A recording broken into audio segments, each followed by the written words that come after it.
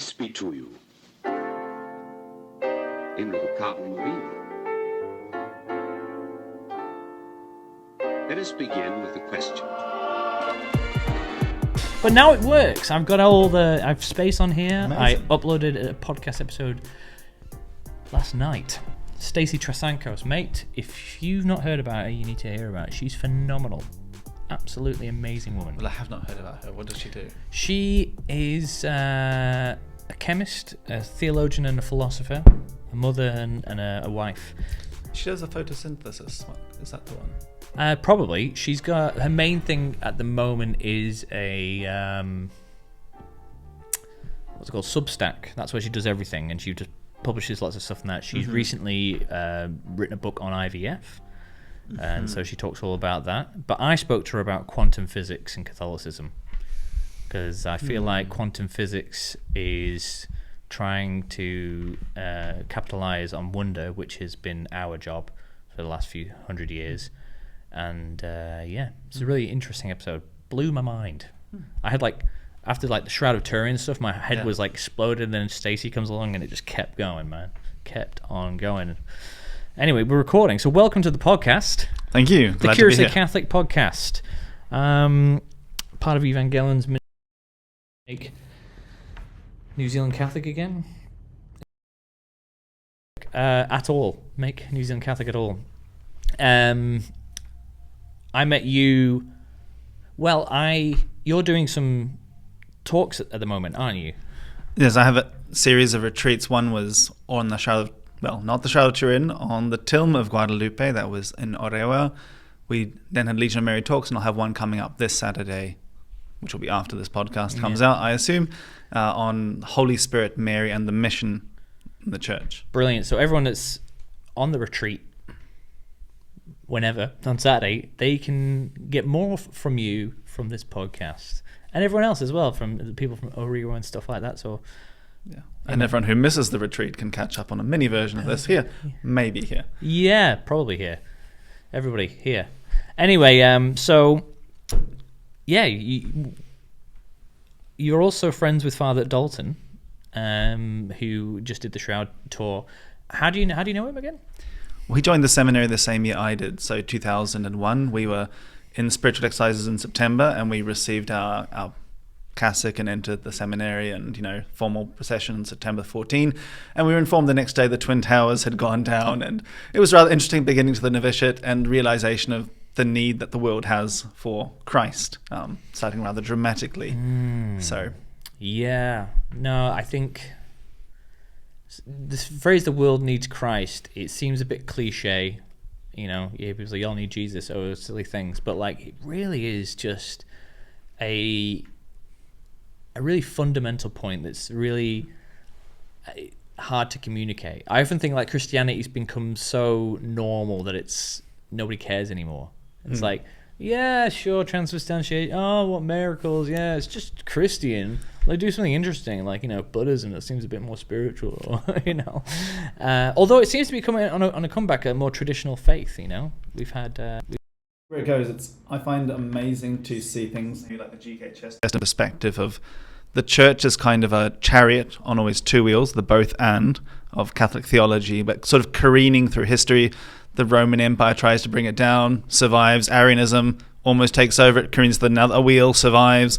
Dark Ages survives. Then we can fast forward. We had, racist sort of eugenics with the British Empire and all over. Survived Margaret Sanger. Nazism survived. Communism survived.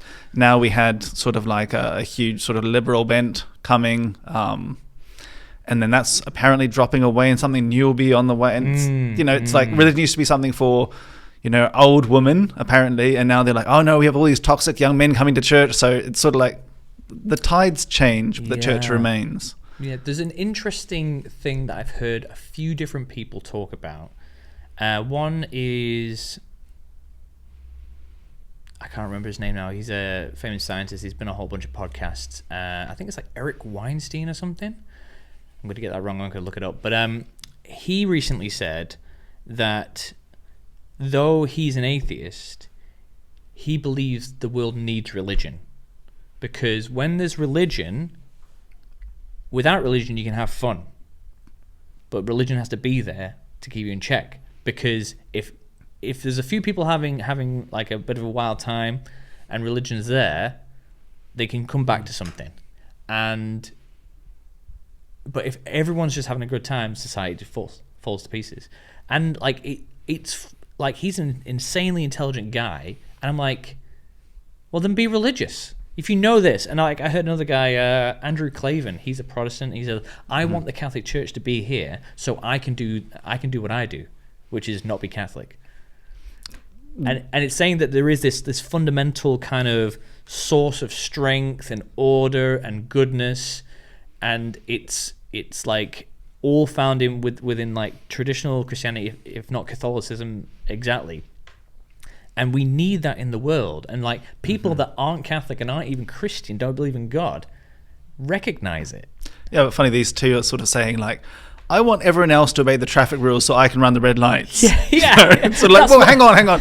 How about we just all be fair and we all do the right thing, That's what's rather than ask everyone else to frustrating do it so I can be the one who jumps the red lights. You know, if everyone's jumping the red lights, I'll have to stop at a green light because maybe they're, you know. Yeah. Anyway. That's what's frustrating to me, but I just thought it's interesting that they have that self-awareness, and idiots. No, wasn't it Dawkins saying he's culturally Christian despite being an atheist because he realizes the world needs the culture of Christianity? Yeah. It's like, I try not to listen to Dawkins. yeah, it's sort of like, but like you really can't have it both ways. But anyway, No, the world does need Christ. But no, I think there is that reality of like, you know, even these people that are like into scientism, like that's the way of truth for everything. You have to remember that actually without Christianity, without the Catholic Church, we'd still be worshipping nature. We wouldn't dare dissect it and look into it because we'd be revering it beyond what it actually is. So you're welcome, I guess. Yeah. Although again, they're looking at it from their angle, right? Every hammer treats a problem like it's a nail. They're looking at a cultural version of Catholicism or Christianity, whereas Pope Benedict would say that true Christianity is the encounter with Christ. So that's sort of, you know, they're looking at like, okay, well, again, people following traffic rules and whatever else as an example. But really, if we listen to them, we'll focus on the culture of Christianity or culture of Catholicism. But the foundation is, have I met Christ? That's why I stop at a traffic light, not because of a policeman, hopefully, but because... Yeah, and I suppose that's what these atheists and non-Catholics are looking at. It's like, oh, that structure's nice, but I don't like the structure. Yeah. And they're not really fully realizing it. It's like, oh, we didn't make the structure. We just looked at Jesus and we realized there's an order. Right. And this is it. And so we explain the order to you, but the order is nothing without Christ. A resounding gong, you might say. Yes. Sort of like, I love Gothic cathedrals and the Rosetta windows, but we did that because we believe that God is the author of all beauty. Oh, mate. Churches in Europe. Oh. Yeah. Oh. Yes. But yeah, I think this all comes to, like, you know, what we're trying to do with Evangelion is like, how do we get people to that encounter of Christ? Because we have all been called in the Gospels to go forth and make disciples of all nations. That's our tagline. So you are a legionary of Christ. You are from New Zealand. You do not live in New Zealand. Why? Well, Monsignor Bernard said that I am the sort of the exception to the rule. You get like 40 Filipino priests who come to New Zealand, so you have to send one New Zealand priest to the Philippines. It didn't quite work out that way, but pretty much it is something like that. Anyway, at a very early age, I felt a call from God, and then as I pondered on the call, actually during the crisis of my congregation in 2009, I pondered, what do I want to do with my life and what am I made for? A moment of prayer alone and discernment, I found out that I wanted to love and be loved. I wanted to help other people, and I wanted to make a difference. At that time, there was the BlackBerry. Oh, wow. Apparently, that was a very good phone. Apparently, that was, well, yeah, it's all gone now, right? Yeah. And I kind of knew that. I had met a young man who had worked for Kraft as an engineer. He spent an entire year as an engineer redesigning the plastic packaging on a box of biscuits so that it went from 8 strategically placed bubbles to 6, which saves a fragment of an amount of plastic, which makes it cheaper, which then helps them win millions of dollars. And then he Wow. quit the year after and went off to his nearest priest and said, I want to be a missionary for a year, lay missionary for a year, because I cannot believe I spent a year of my life to make a box of biscuits cheaper, right? Yeah. I wanted to make a difference, not to make a box of biscuits cheaper. Right, yeah. Then I went to God and I said, okay, hang on. These three things are what most burns in my heart. Love and be loved, help people make a difference. What do they mean to you? And as I prayed over those, it became, well, the greatest love will be love Christ and be loved by Christ. That's okay. So number one, Christianized, pegged. Number two, the way that a Catholic helps people is the way Christ helped. And as a Catholic, Matthew chapter 25 verse 40, what you did to the least of these you did to me, which means, as St. Vincent de Paul says, when we serve someone who's in need, we are serving our Lord and Master. So it's never like, oh yeah, there you are by the street, here's my extra change, there you go, please don't talk to me, you smell bad. Yeah. It's more like, you might be all of those things, I will get down maybe even on my knees if I have to and help you, because through you I serve my Lord and Master. So it's service, not like it's either equal to equal or even I am in a lower place reaching up to you. And third, making a difference. Well, something that you'll be happy to hear. You could make, I mean, everyone you care for as a nurse will die. Yeah. Side note. But every single thing you do for the church is guaranteed to go forward. Upon this rock I will build my church, and the gates of the netherworld will not prevail against her. So if you build up the church even the smallest way, that matters for eternity. That will never be as obsolete as a BlackBerry. Right, I see. And that's when I froze, because at that moment I was, our congregation was in crisis, and I was like, okay, well, hang on. Love Christ, serve people, build the church is the motto of the Regnum Christi Spiritual Family, Legion of Christ. So that put me on the missionary vocation, and then I've been sent Mexico, Italy, Dallas, Texas, Nicaragua, Philippines, lots of different missions. So I think it's quite interesting because you've lived this life that typically people would understand as mission.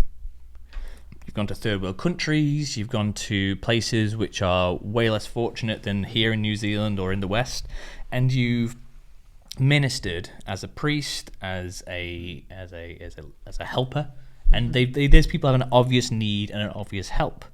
So like someone has no food, you get food from them, you're helping, and so on and so forth. But you're also, what you're talking about is that actually mission isn't necessarily leaving your country for a worse off place. It's not even necessarily finding the poorest person in your community. It's something more fundamental than that. Could you go a bit deeper into that? Right, we could start with Jesus saying, blessed are the poor, and then blessed are the poor in spirit. So the greatest poverty is spiritual poverty. And so you look to address that. Now, often people who are in practical situations of poverty, they might also be in a worse spiritual poverty, like a poverty of hope. Then again, I've worked with lots of poor people. Many times they are richer in hope than the wealthy who think that money is enough for them, or fame, or beauty. So we want to look at poverty in that sense and say, who is the poorest person I know before God? And how can I help them? That I know. Now, I've done different types of missions. So one of my first missions was in Connecticut, New England, where I was joining the seminary with Father Dalton.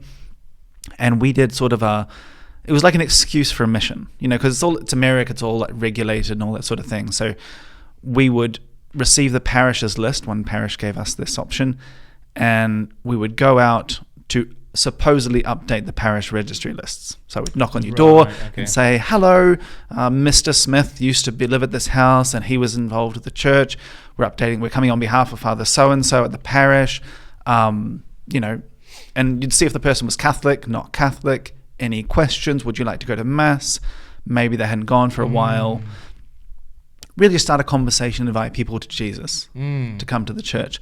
That's one mission. It can be done very locally. You really can't get in trouble for it. You might let the police know you're going to do it, but you're updating a registry list. You're a bunch of volunteers. You're authorized by the parish. It's all good. Right? Yeah.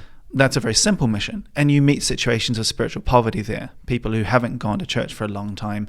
People who are also just people who do go to church, but they're delighted to see that you're not a Jehovah's Witness, you're not a Mormon. I was terrified. And then and then suddenly they're excited that there are youngish people on the streets promoting the church. That's a simple mission.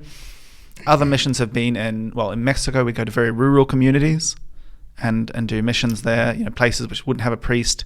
They have a priest on a Monday once a month. Yeah. One place, Medashitzla, where if you zoom in on Google Earth, you will see the church and you will see a tiny little online or via television school and nothing. The nearest house is 15 minutes walk away. Oh, wow. And they would use fireworks to summon people to church during the middle of the day because a bell wouldn't carry over the hills in the forest. Oh, wow. So you'd shoot a firework up, and then wait about half an hour for people to start trickling, and they'll just leave their farms and come walking over, right? That's insane. That's a sort of a renewal mission of people who would love to go to church but can't because the sacraments aren't that available there. Missions in Nicaragua, helping orphanages and building things. I was working with Americans at the time, so couldn't really be like, hey, can I teach you to pray? Because it's sort of like, hola, ¿cómo estás? And they're like, blank face. Yeah. Anyway, so that we did missions with the homeless also in Dallas. Again, that's more just encouragement, letting them know that Jesus loves them. And I came here to tell you that. Other door-to-door missions. And then now in the Philippines, I'm working in a school for the poor. So it's sort of, most of them are Catholic. So inviting those people to come closer to God, bringing sacraments. Now I'm going as a priest, so I can go and bless and hear confessions. People who are bedridden, who can't get up, administer house blessings. So there's all types of mission, but all of those can be a distraction. You can think that, I can't go. I can't afford a flight overseas. New Zealand's really far away from everything. So therefore I'm not qualified, so I'm going to turn on the TV and watch the All Blacks in France this Saturday. And I'm like, you do that, Father Simon, and I'm going to stay here. Please pass the chips, right? Yeah. And that's not what it's about. Jesus doesn't say, go out and make disciples of all nations if you feel like it. Yeah. If you can, if you live in a third world country. He says, go out and make disciples. So then it becomes a condition, a requirement. But we keep on carrying that phrase forward, and I am with you always, even to the end of the world. I am with you when you're on the mission. And it's Emmanuel, I am with us more than you. It's in the plural. All right. It's I am with the community. I am with you when you're with others. So go out and find others, and that brings me more closer to you. So we increase in holiness when we're on the mission. We are more with Christ, and where two or three gathered in my name, there am I in the midst. So if our church, our faith is about an encounter with Christ, you get holier. Whoever's listening to gets holier, not just through prayer, but also through being on the mission of trying to bring somebody else closer to Christ. And you start off saying, again, who is the poorest person I know, maybe starting from poor in spirit, and try to help them. And I think if we're honest, the answer's me. So who's the poorest person I know spiritually? It's probably me. Yeah, but that could be a cop-out too, because Pope Francis would say, using that example of the woman who is bleeding, that she is cured by reaching out. Often we say, oh no, poor me, I'm struggling. When I become a fully committed Catholic and my prayer life reaches the seventh mansion of St. Teresa of Avila, then I'm competent to, in the meantime, please pass the chips, I'm going to watch the rugby game. Yeah. Right? And Pope Francis will point out, go and help somebody, and as you stretch yourself out, the curing will come. So as you're helping somebody else, you yourself will be blessed. And I think, this is more like something that I'm kind of battling with in my own life. It's like I've kind of realized through years of spiritual direction and my spiritual director explicitly saying this to me multiple times, I finally realized that my prayer life is directly correlated to my spiritual life, in a sense that there's all, if you don't make time for God, you don't have God in you. And so going back to what I was saying of I'm the most spiritually poor person, is if I take my spirituality seriously, a knock-on effects of that is I will be reaching out to other people. For example, just doing the Shroud tour, since then, at work with non-Christians and other religions, like, I've just been telling people about the Shroud of Turin. And that wasn't because I said, I'm going to learn about the Shroud of Turin to go and talk to those people about the Shroud of Turin. I just found this amazing artifact and followed a priest around for 3 days talking to hundreds of people about it. And then as a result of that, like, my life's been changed. And again, I didn't do this for my this isn't why I'm running Evangelion, just so I can have a better spiritual life. It just happens to be. But yeah, so I guess there is that, when you're talking about mission, if I'm turning to myself a mission, you've got to, you can only give out of a surplus. And so you've got to have something to give as well. Because otherwise you get back to what we were saying earlier of the church is a nice structure with beautiful buildings, and it's not, and it's that encounter of Christ that we need to be looking for and sharing. But that's all fine and well, Father. That's a nice thing to say. It's a great concept. But what is that? What is that? Like, how do I have an encounter with Christ on a regular enough basis so that I don't get lost in the art and polyphony of the church, and then I'm able to articulate an encounter with Christ to not even just a homeless person, but maybe my children or my wife? It's like, what is that? Because this is essentially, like, this is what you're saying. This is mission. It's just communicating that. Is that right? Right. We often maybe have too high standards on this. Now, I'll have to work through that. Don't interrupt me. No, you can interrupt me when you feel like. I think it can be humorous to look at the New Testament and say St. Paul appears to have been somewhat of a bad preacher. Okay. I mean, his failure rate in the Areopagus was total. That we will hear you about this some other time. Like, it's the old New Testament version of, don't call me, I'll call you. Yeah. Like, delete this contact. And then there's this other moment where he is preaching and somebody falls asleep, falls out the window, dies, and he resurrects them and goes back to preaching. I mean, like, dear St. Paul, read the room. You've bored someone, not just to sleep, but to death, literally. Right? So he wasn't that great. And there's one of his letters where he says, I'm not one of these super great preachers. My words appear feeble. But he kept going. Yeah. He had these limitations and he knew what they were, but it wasn't like, oh, well, I better take a course in public oratory. I'm going to retire for a while, take a gap year. It's, I will try, I will fail, I will get up again. Yeah, man. Peter tries, fails as well. St. Paul screams at him at Antioch. Yeah. And Peter doesn't say, boo-hoo me, okay, I'm clearly not qualified for this role of first pope, which also he clearly wasn't qualified for. He keeps going. He goes back and then ends up in Rome and he keeps trying, and then he, runs away again, and Jesus says, Quo vadis, and he's like, okay, sorry, going back again, Yeah. Peter's kind of a person who gets slapped around a lot and keeps going. And if we look at, our wonderful not heroes of the modern era would be Silicon Valley. Okay. They have the theory of fail fast, fail forward, fail often. Yeah. Fail fast is after it doesn't work out, get up quickly. Don't stay on the ground moping. Fail forward is learn from your mistake. What didn't go well? Right. You were asked a question about the papacy. You had no clue and you were proud. So you still tried to say whatever you thought and it went even worse. Foot got into mouth. Yeah. Okay, learn. Right. Go study. But then there's fail often, which is if you haven't failed recently in bringing the gospel to somebody else, you probably haven't tried very hard. You're probably staying in your comfort zone. So if we treat our evangelization mission sort of like we would treat something professional, and honestly it should be more important than our professional life, although professional life probably has more hours dedicated to it if you're a lay person. But if we treat it with the same professionality, we'd say, okay, how am I failing fast, forward, and often? And as you do that, you'll get better over time. St. Paul got better over time. Yeah. So do not be afraid. Pope Francis said go out and make a mess. He was sort of saying go out and start failing fast forward often. Not destroy things. No. Agonlio means something a little bit different in Argentinian and Spanish. It's sort of like, just start a rumble, get a rumble going, right? Yeah. Not necessarily go like graffiti a bus station or something. No, that's not what he meant. But it's get something started. Instead of being like, oh, let's wait until our diocesan parish structure is totally perfect and everything's been modulated in the right way. Just that doesn't really go anywhere, right? No. Let's start a 5-year.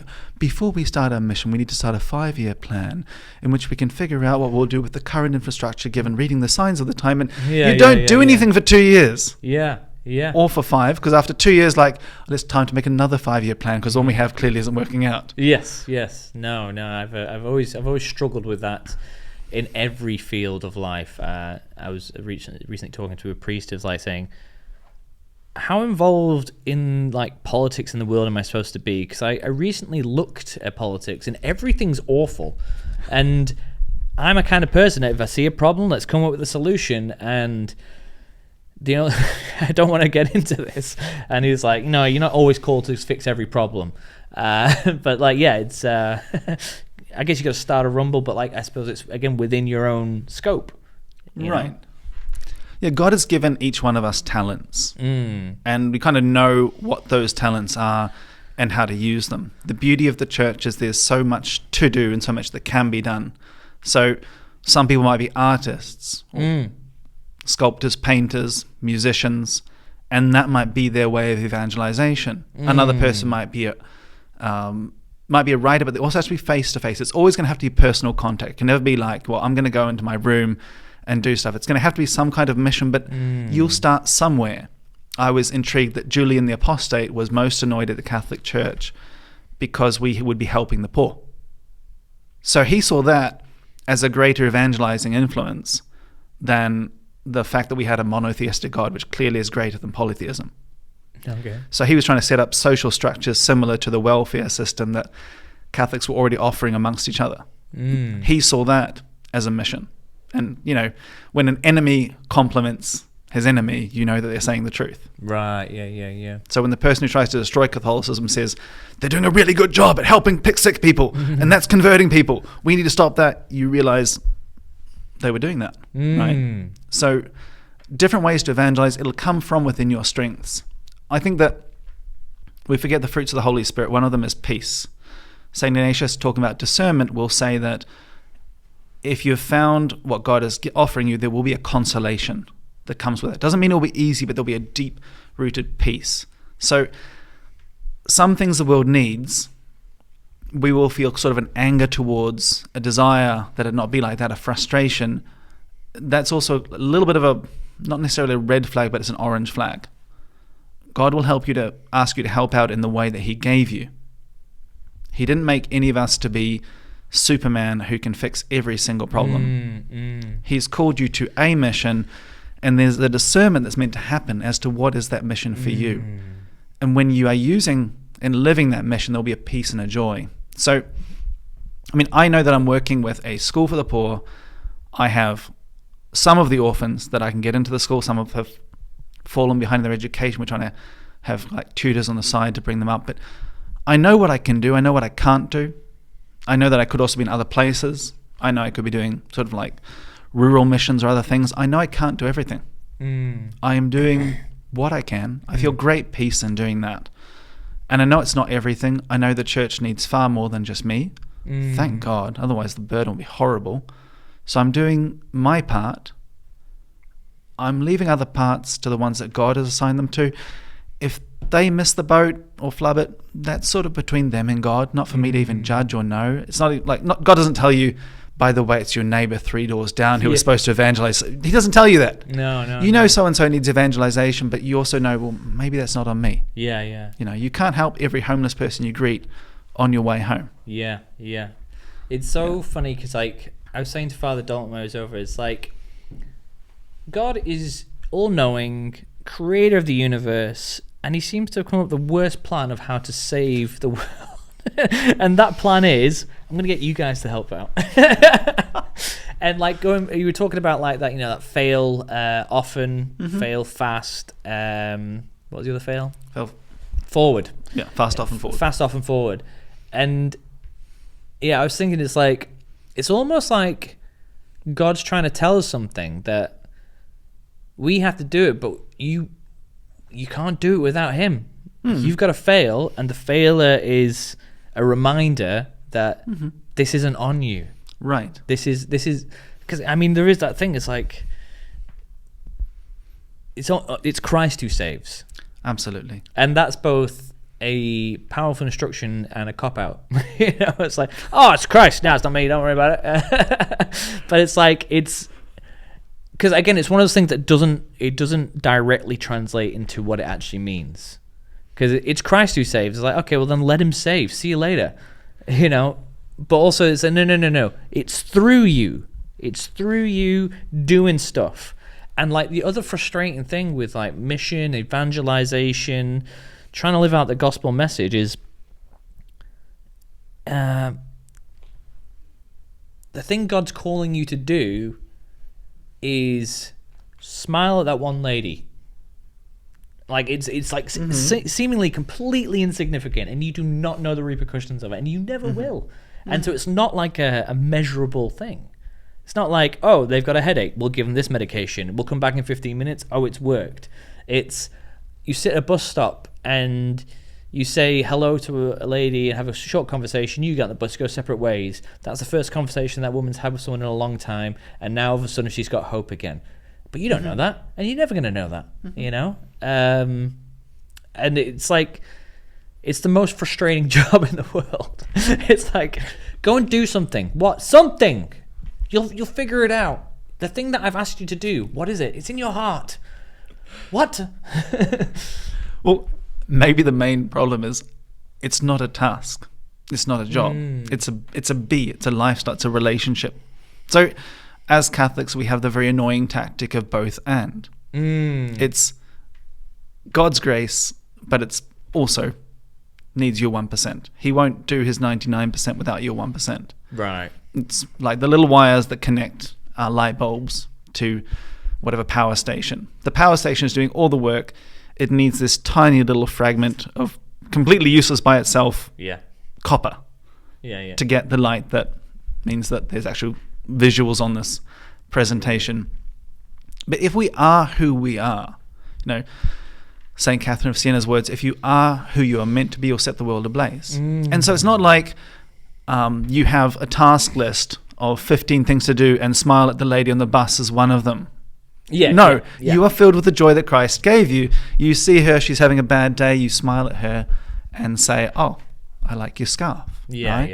And you mean that genuinely, and you don't need to know if tick or not to dick on your to-do list. It's irrelevant. You've simply been who you are. When you became excited about the Shroud of Turin, it wasn't that you created a 5-step program for everybody in your office. You're sort of like, I'm going to. Yeah. Which may be pointless. It's more like, I have the Shroud of Turin. I love it. I'm fascinated by it.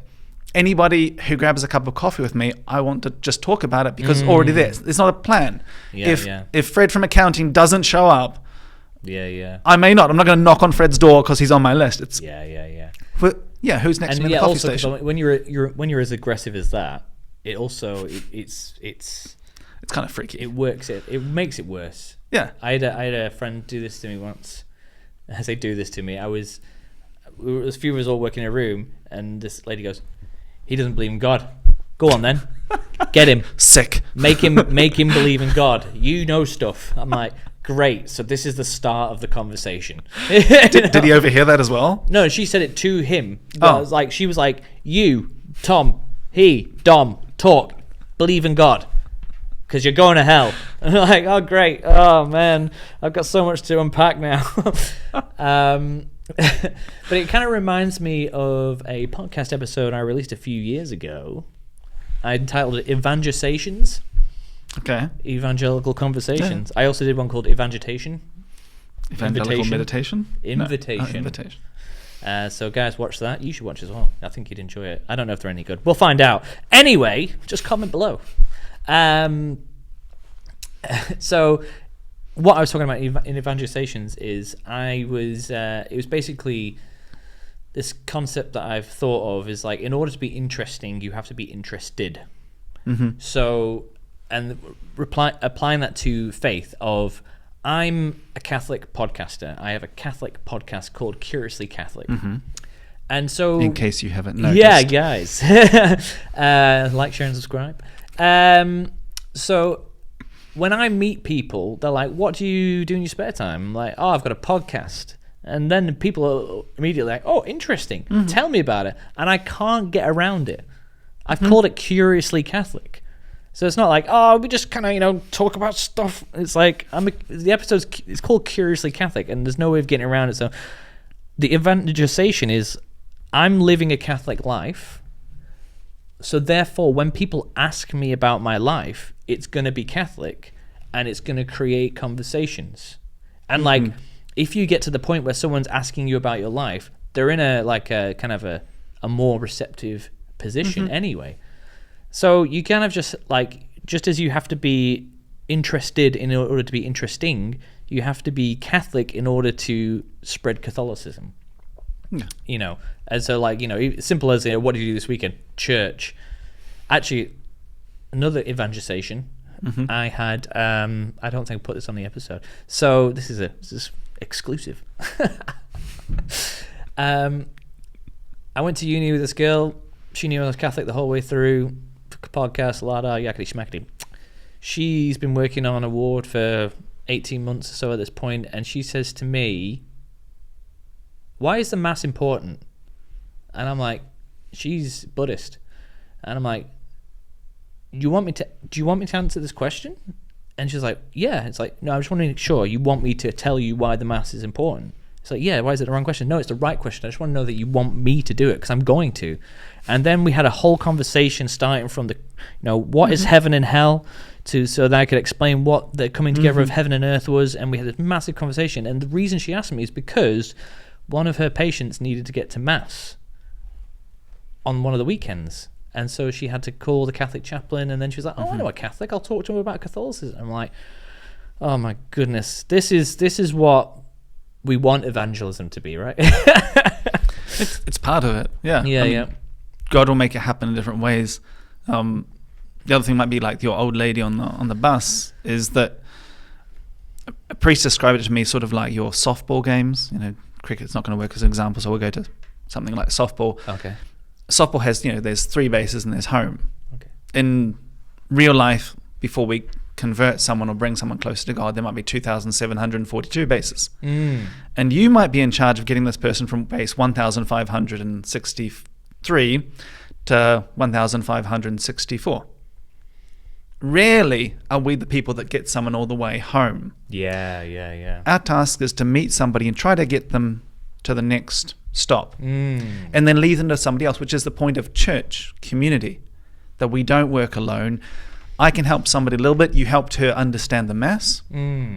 She may or may not understand Jesus, but somebody else can help. Or if you're called upon to again help her get another base, good.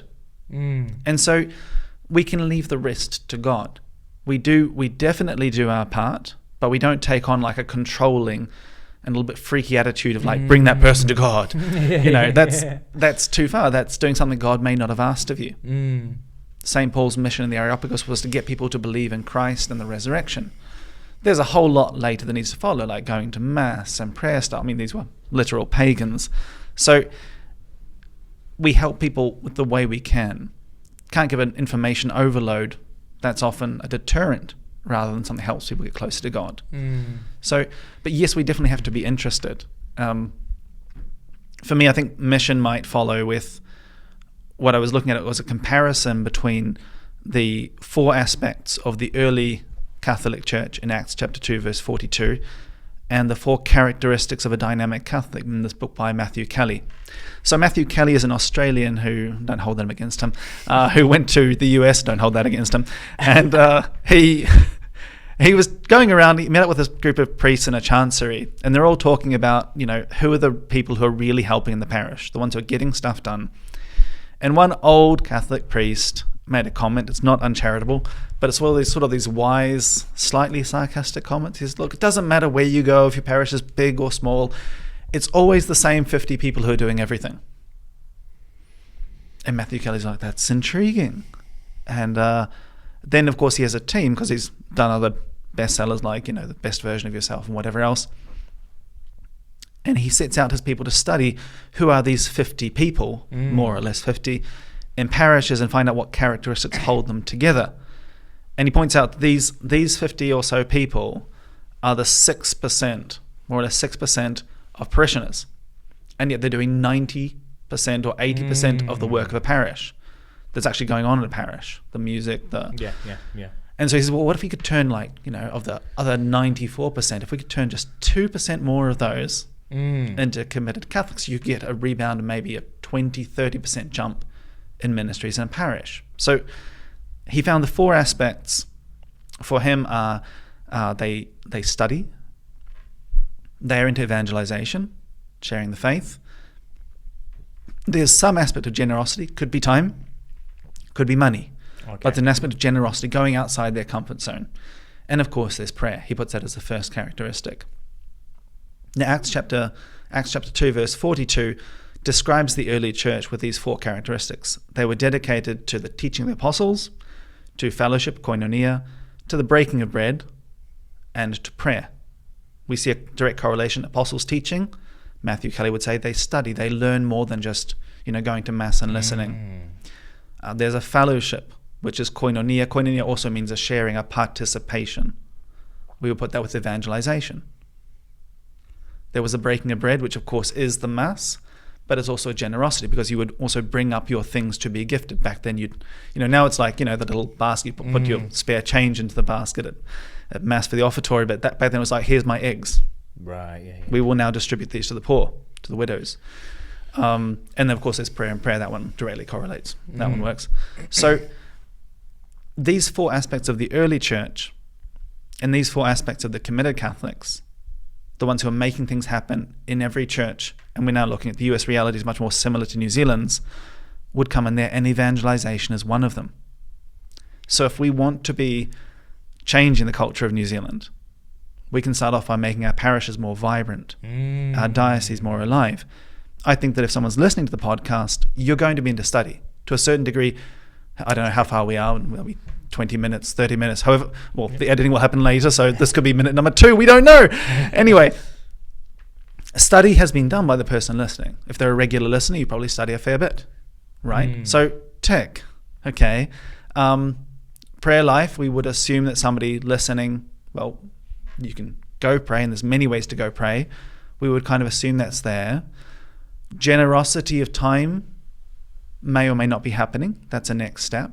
But just, volunteering for something in your parish. But then the evangelization might be one that I've, when I was leaving Dallas to go to the Philippines, the whole Benedict option began to be sort of bounced around. Right, I've heard of that, yeah. And people connected to the school were going Benedict option in a way that's not really in the book. Okay. Which was, we'll do our little subculture. Yeah. Block everyone else out. Can't come in, and we'll be safe against this whole culture war that we apparently are losing, and wait for everyone else to die in this modern dark age, and then we'll emerge and do stuff. Well, no, and that's also not what St. Benedict did. He started, monasteries that went around, that started moving from place to place. So maybe evangelization might be the weakest point of the average listener. And so that becomes then the greatest challenge if we want to become like the early church, like the dynamic church. So it was study, evangelization, generosity and prayer. And I think, so the generosity and prayer, they're very measurable. Yeah. I've done X amount of prayers. I've given X amount of things. The study, coming back to our kind of human frailty, it's like, okay, degree. Sure. I can't do a degree. I've done a few, and I've come to realize not very good at it. It's not I'm not very academically inclined. I'm not going to be doing the diploma through Othonia, even though Father Dalton tried to get me to do it. My brain doesn't work that way. And so, study, all of a sudden, it's like, well, I can't do that. But then, have you read a book recently? Well, this is what I'm going to say. Have you listened to a podcast? Because this is what study is. It's just wanting to go deeper and seeking ye shall find. Right. And I think, this is where I always come up against people that are more theologically versed, and they come up with these beautiful explanations. I have no idea what they're saying, and I don't understand why they're talking like this. I've got this one friend. He's brilliant. He's got I think he's got a master's or a PhD or something. And every time he asks me a question, I'm like, what did you just say? And he doesn't know how to tell me. But like, I've read books, and like I read the Catholicism book by Bishop Barron and other things, but like I feel like what I tend towards more is books on the saints, and this comes back to this like really annoying kind of concept that like God doesn't want you to, again, tick boxes. He doesn't want you to achieve certain things in a measurable way. He wants you to just give it your best shot, you know. And so I'm trying to read a book on Saint Teresa at the moment. It's very frustrating because I'm not great at reading and finding time to do so. But yeah, I have like, you know, podcasts. So like that encompasses studies like that. It's like I should know more. What's the easiest way I can know more, I guess, is what you could put that down to. Yeah, and for the average listener, it's just start somewhere. Yeah. Right. Don't be like, wait, let me think and again do that 5-year program of like, it's just if you prefer, if you're an auditory learner, there's plenty of books or podcasts available.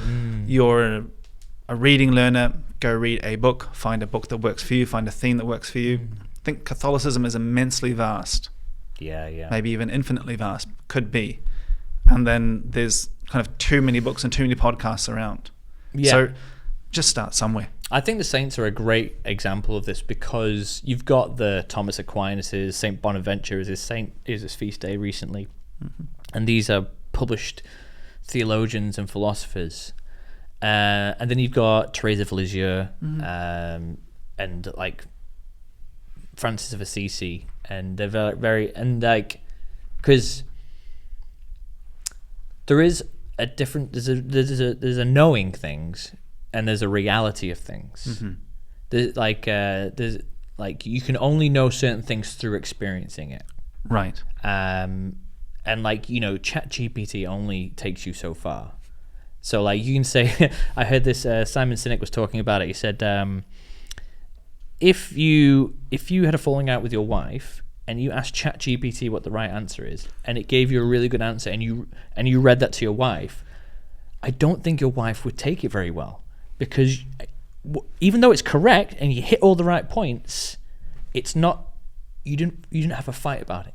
You didn't bring yourself into the fray. You outsourced it to a artificial intelligence, and you brought it in. And I'm not saying, you know, you shouldn't use artificial intelligence. It's just like, what I'm saying is like, just because you can do it the right way doesn't mean you've done it the right way. Right. So like, and you have to face life. You can come at me with like hypostatic union, transubstantiation, and I've learned nothing, you know, but you can take me to the mass and I can experience it, and you can take me to the poor and I can experience it, and you can take me to my children, and I can either be like, all right, what's the right way of raising children? This book says do this, now you do this. Or I can just sit with my child and see where they're at. And like, it's so much more difficult.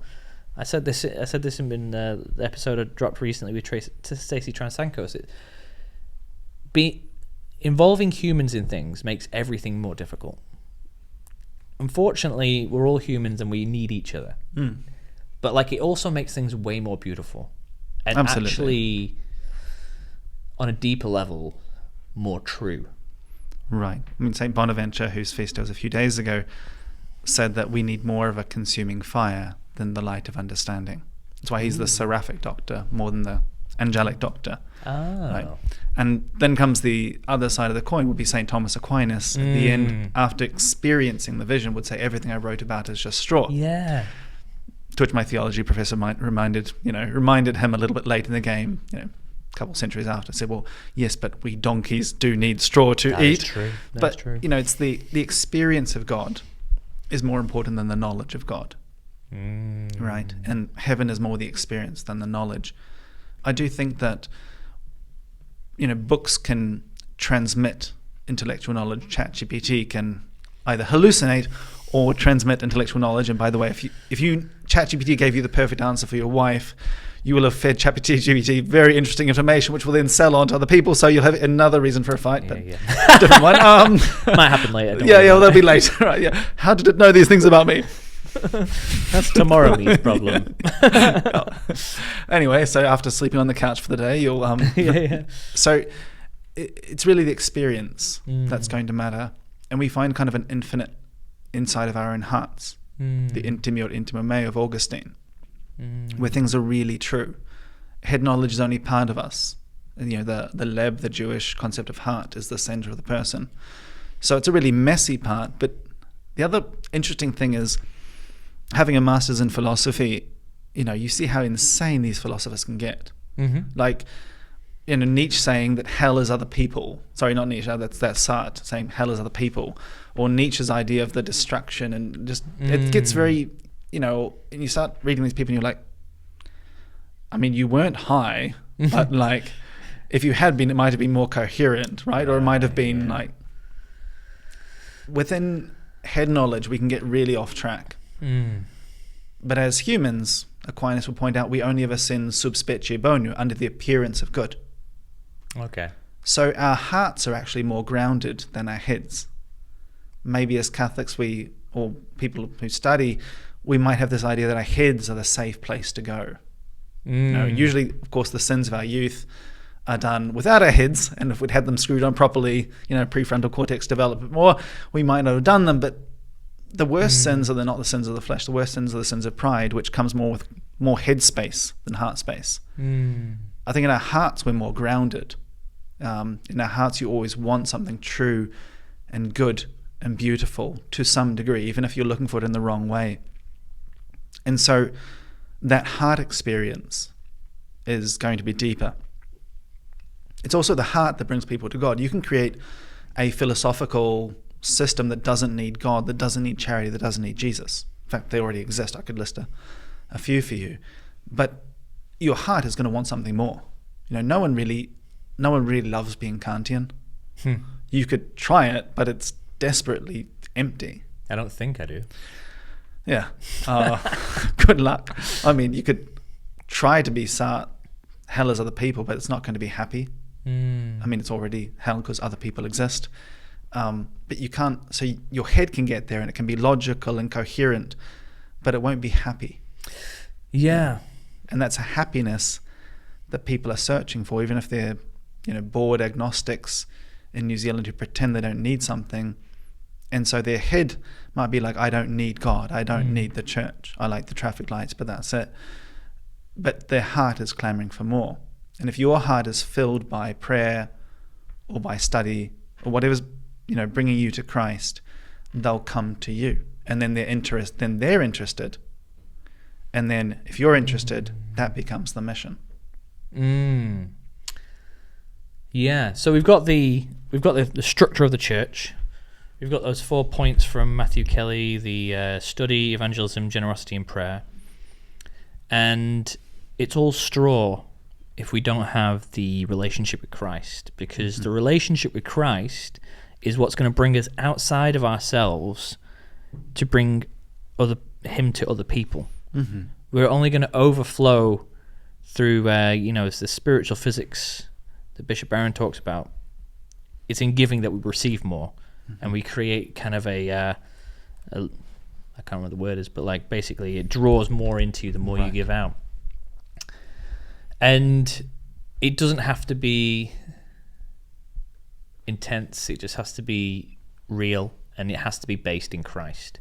Because you can have all the degrees in the world and they mean nothing, but you can have no degree at all and you can outwit every theologian, because what you're based in is deeper than anything they would put their hat on if they're not doing it with Christ. And so I think,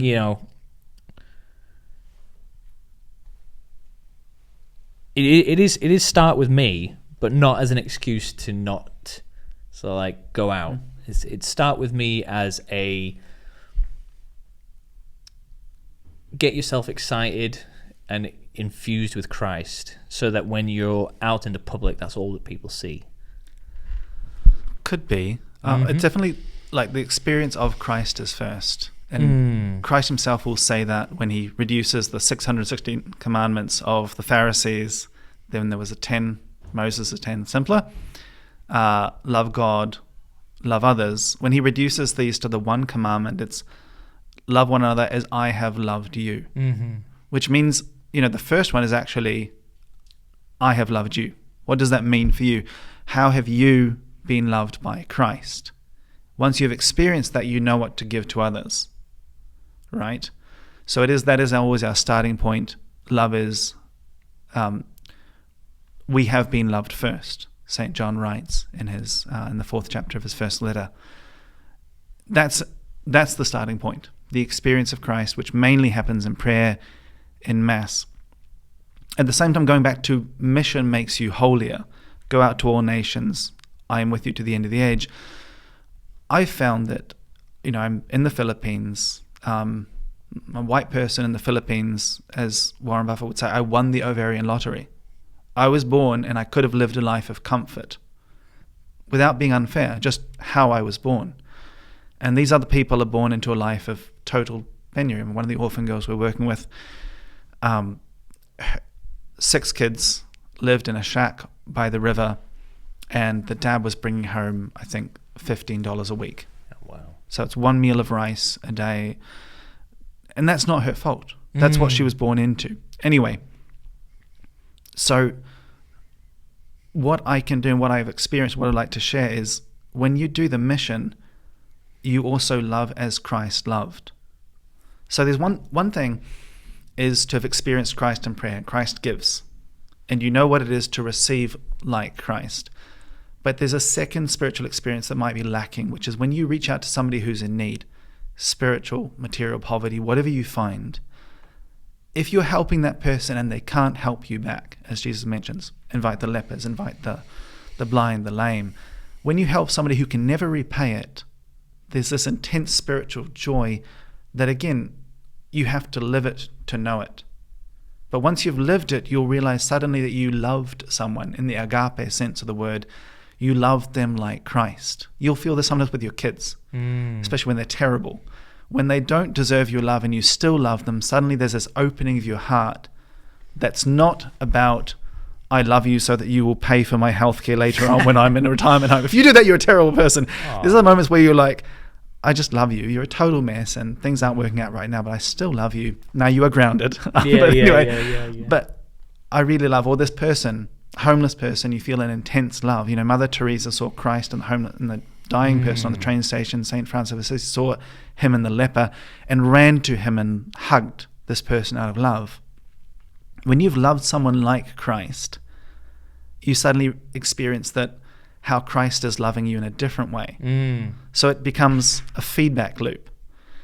Because when you love someone like Christ in a Christ-like way and they can't repay it, you realize it's not like, oh my goodness, that homeless person, such a drain on my energy. Why were they there? This is so frustrating. It's like, they needed me. Yeah. And I was so happy to help them with what I could at the time. And it was such a blessing and it filled my heart and I deeply rejoiced. And it's a privileged moment of my life. Maybe I even gave them a hug. It was a high point on my day.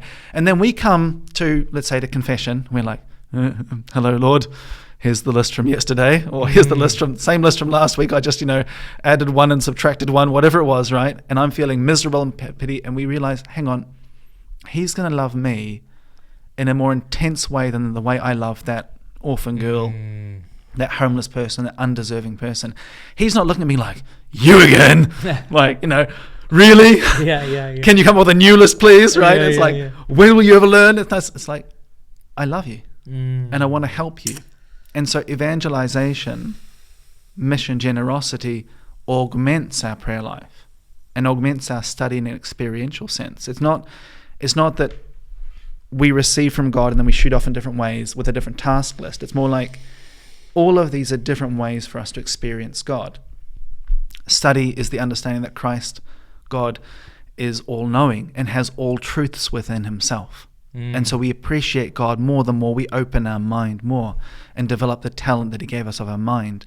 Prayer, of course, is the spiritual experience above all of who Christ is and knowing him as alive now, today, in my today, rather than dead or a Buddha from hundreds of years ago with wise writings that maybe apply to me or not.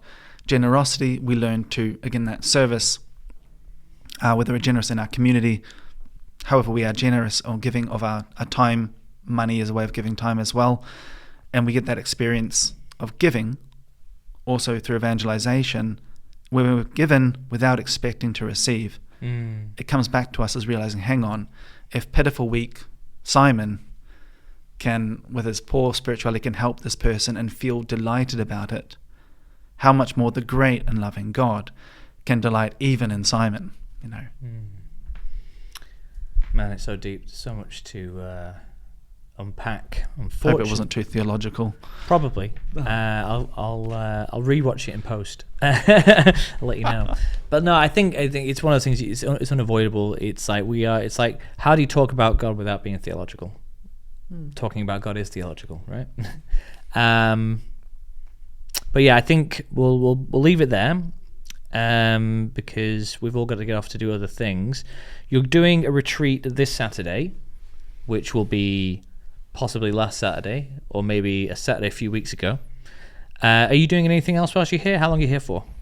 I leave on Tuesday. I have more retreats to preach in Adelaide, Australia. So it's summer break in the Philippines. I'm a chaplain of a school. I'm not in a parish, so I have my holiday by going off and doing more work in the winter of New Zealand and the winter of Adelaide, and then go back. So school will start in the third week of August back in Manila. So yeah, more preaching on the way.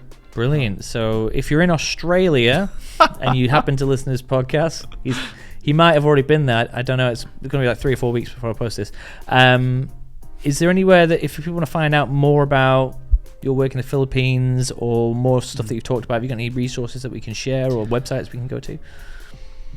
During the pandemic, I did do a little bit of videoing and all that, so I can add a little bit of the YouTube. We can put out in the comments section, so it'll be down below, right there. Yeah.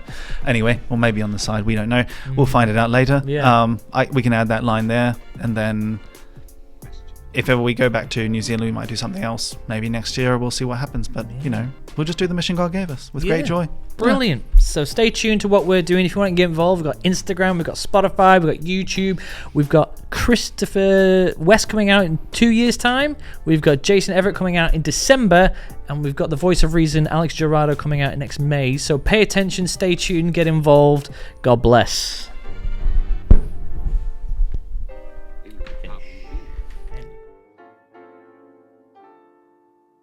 Let us begin with a question.